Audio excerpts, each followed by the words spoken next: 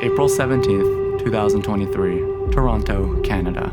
Everything starts here at one of the most important airports in Canada, the Pearson International Airport. Around 277 international flights arrive at the airport every day. Most go unnoticed. But today, one flight coming from Switzerland is going to change everything. In only a few hours, thousands of gold bars were going to be stolen and disappear forever. It was about to be the catalyst in what is now remembered as the largest gold heist in Canadian history.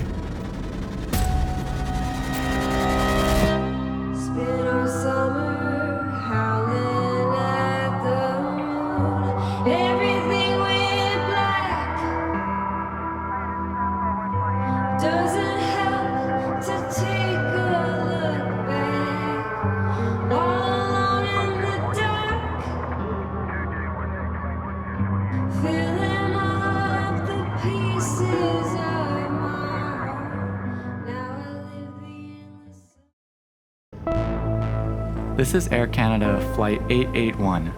Inside, there's 6,600 gold bars, and next to it there's about $2.5 million waiting to be stolen. At 3:56 p.m., Flight 881 lands safely at the Pearson International Airport. The cargo from inside weighs about 400 kilograms, taking the Air Canada employees roughly 2 hours to move inside. At 5:50 p.m., the gold makes it safely to the warehouse, and for about 50 minutes, everything was still. A job well done. Suddenly, at 6:32 p.m., a 5-ton truck pulls into the warehouse. The truck parks in the cargo facility in front of the warehouse, and out steps the driver. He's wearing a uniform and a beanie pulled down over his head. In his right hand, he holds a clipboard containing some papers. An employee from Air Canada goes directly to speak with him. The driver shows the employee a waybill, which is a document that provides important details and instructions about any shipment. The waybill showed the point of origin, the destination, the description of the goods, and the shipment date of the delivery. Every detail was explained thoroughly. However, this waybill was not for the gold shipment. Instead, it was for a shipment of seafood, one that had been already dealt with the day prior. Somehow, the Air Canada employee overlooks this mistake. The employee gets the forklift, drives to the warehouse, and picks up the product, gently leaving it inside the back of the truck. With the cargo on the truck, the driver does one final check before closing the back doors and leaving the airport with gold valued at $34 million at the time of this video. Once again, another job well done. That is until a few hours later, at 9:30 p.m., another truck arrives at the scene. Much like the last truck, this one is also requesting the shipment of gold. There's only one problem: the gold has already left. Shockingly, it took the Air Canada employees the whole night until they decided to call the police at around 2:43 a.m. By the time the police arrive at the scene, it's far too late. The gold has disappeared and the plan has gone perfectly. Maybe even a little too easily. The police had a job to do. They had to find the truck, and they had to find it quickly. They began the complex task of tracking the truck through security cameras. They were able to trace the path it took out of the airport. The truck drove for about 2 hours, traveling west from the terminal, taking the 401 highway, and exiting about 30 minutes away in Milton. It then headed north up to the Niagara Escarpment. The cameras had eyes on the truck until it made it to Brant Road North. There, far away from the city and the watchful eyes of the security cameras, the police lost the truck. The police went to investigate the road where the truck disappeared. They began knocking on the doors with the surrounding houses to see if anyone in the area saw anything strange. Luckily for them, someone remembered seeing a similar-looking truck entering an old warehouse nearby. This led the police to the warehouse of an old jewelry store. And what would you know, inside they find the truck. Although the truck was empty, this put them one step closer to solving the case. They assumed that the criminals would be inside the jewelry store, as that's where the truck was found. However, when they arrived to the jewelry store, ready to face the robbers, there was no one there. They searched the building, and in the basement they found different equipment to melt gold.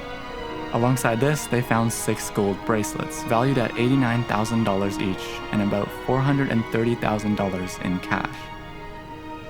The leading theory by the police is that the robbers melted the gold to then move it out from Canada as bracelets.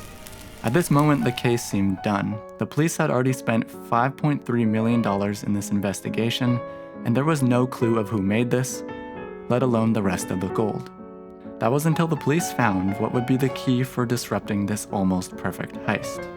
A lone fingerprint was left behind at the warehouse, one that was from the driver of the truck. The driver was none other than a man named Toronto King McLean, and now all the police had to do was find him. September 2023. A Nissan is speeding through the highways of Pennsylvania. Behind the wheel, Toronto King McLean is acting surprisingly reckless for someone who had just stolen $34 million. His reckless driving catches the attention of the police, and they end up in a high-speed chase. Suddenly, McLean slams on the brakes and leaps from his car, making a break through the thick forests of Franklin County. He is running fast as he ever has. And just as he is about to escape, the police surround him and arrest him on the spot. Durante knows that everything is over, and not only because of the heist, as inside his car the police found 65 modified firearms and $150,000. After Durante's arrest, a further 8 more people were linked in connection with the heist, mostly in part of Durante's foolish messages that he had sent them. This included 2 Air Canada employees who were charged in connection with the heist. Parmpal Sidhu, an Air Canada employee charged for conspiracy, and Simran Preet Panesar, who was the manager for Air Canada who resigned from that position in the summer of 2023, shortly after the heist.